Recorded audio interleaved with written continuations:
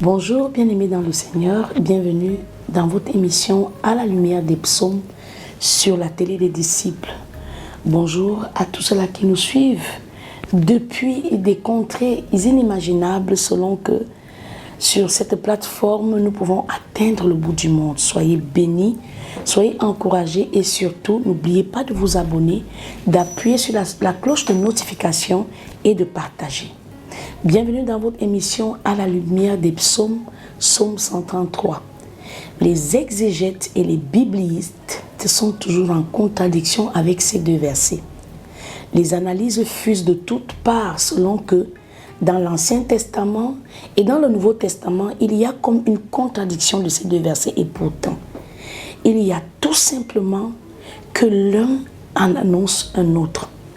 Lorsque l'on regarde la lumière du psaume 133, on est forcé de noter deux versets bibliques qui expliquent la communion fraternelle, qui expliquent l'excellence même de la religion, c'est-à-dire au-delà des dons du ministère, au-delà de tout ce que nous pouvons imaginer pour accomplir le sacerdoce royal, il y a un mystère plus excellent. Lorsque l'on parle de l'huile qui descend sur la barbe d'Aaron et qui mouille ses vêtements, on parle de la capacité pour les enfants de Dieu de demeurer ensemble, car c'est là que Dieu déverse sa bénédiction. Il dit, il est doux et agréable pour des frères et des sœurs de demeurer ensemble. Maintenant, lorsque l'on regarde cette partie de l'Ancien Testament et que l'on essaye de mettre en comparaison les deux versets avec la montagne de la transfiguration, il en ressort que le mont Hermon et le mont de Tsobar sont exactement les deux montagnes de l'Éternel. C'est-à-dire le mont de Hermon, qui est dans l'Ancien Testament la montagne de l'Éternel. Pourquoi est-ce que l'on annonce le mont de Tsobar comme la montagne de l'Éternel? C'est tout simplement parce que c'est à ce lieu-là qu'il y aura la transfiguration. Jésus étant l'Éternel, c'est à ce lieu qu'il va sceller la rédemption. Parce que ce que beaucoup n'ont pas compris, c'est que quelque chose qui n'existe pas encore spirituellement ne peut pas être affermi physiquement. Donc la prédiction du Saint-Esprit en déversant l'huile sur Aaron, Jésus voulait dire qu'au-delà du corps, au-delà du service, au-delà de la manifestation de tous les dons, il y a un chemin plus excellent que la charité. La charité, c'est cette gloire dans l'unité du corps de Christ qui doit former une stature, un édifice royal fort et puissant. Tu peux servir Dieu en tant qu'apôtre.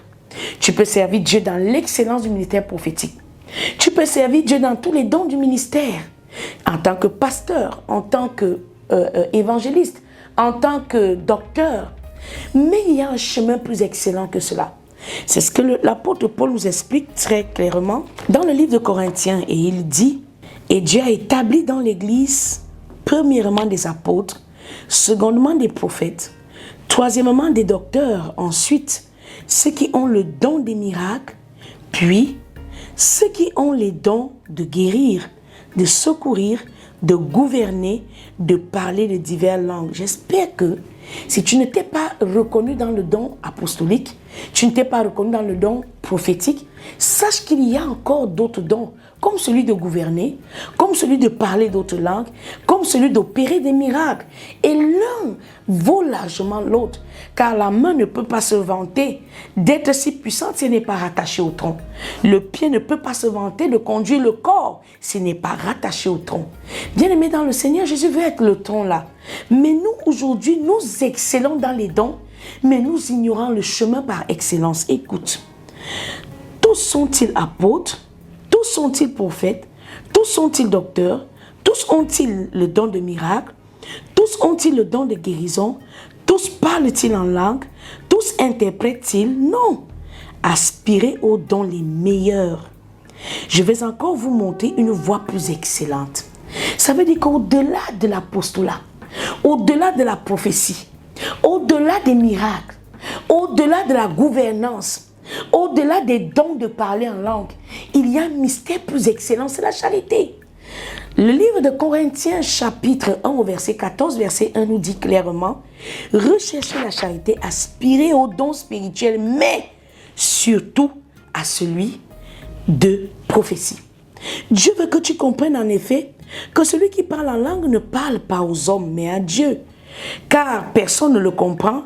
Et c'est un esprit qu'il dit des mystères, c'est un esprit. Dieu veut que tu comprennes que tu peux être un excellent parleur en langue. Mais tu as besoin de la communauté.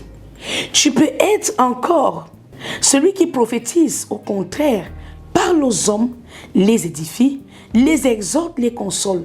Donc le don de prophétie réellement devait être le moment par lequel Dieu édifie le corps. Le prophète, lui, il parle aux hommes, il doit les édifier, il doit les exhorter et les consoler.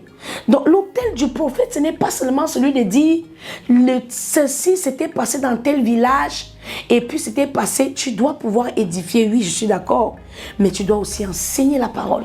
Tu dois exhorter. Bien plus que là, cela, tu dois consoler les cœurs. Puisque le don de prophétie, en fait, c'est la capacité pour un homme de porter l'esprit. Mais si tu t'isoles, si tu veux seulement réussir seul, si tu veux seulement être accompli seul, comment est-ce que l'on verra ta charité? Oh, la charité elle-même, elle est le caractère des témoins. Jésus est celui que nous témoignons. Nous portons de Christ cette valeur. Alors je veux que tu comprennes à l'image de ce psaume. Aujourd'hui peut-être tu es un homme qui excelle dans un don, mais Dieu a un chemin plus excellent. C'est celui de la charité. Celui de l'huile qui coule sur la tête de Aaron et qui mouille ses vêtements. Celui de Christ, donc l'Éternel, à la montagne de Hermon ou encore sur le mont de Tabor. Bien-aimés dans le Seigneur, les choses du ministère, c'est bien, mais plus que là, il y a une voie excellente, c'est l'amour. La charité ne sent point d'orgueil, la charité ne s'irrite pas, la charité est patiente. Bien-aimés, nous allons le lire dans le livre de 1 Corinthiens chapitre 13. La charité ne se vante point, elle ne sent point d'orgueil, elle ne fait rien de malhonnête. Est-ce que tu es dans le ministère et tu as un don et qu'à cause de cela, tu te retrouves en train de saboter les autres pour briller seul? Bien-aimé, tu peux encore te rattraper. Il y a un chemin plus excellent que l'exercer en tant qu'apôtre, qu'exercer en tant que docteur ou don de miracle et tout ce que tu veux bien dire.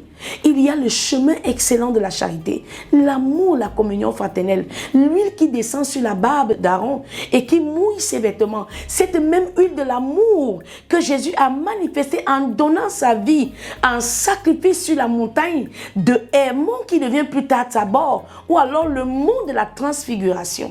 Elle ne fait rien de malhonnête, elle ne cherche point son intérêt, elle ne s'irrite point, elle ne soupçonne pas. Ah, c'est sûr qu'ils veulent déjà contrecarrer, ils veulent déjà prendre mes brebis. C'est sûr que comme ils ont déjà ouvert, je ne serai plus fort. C'est sûr que ce n'est pas tout. Il n'y a pas que ça.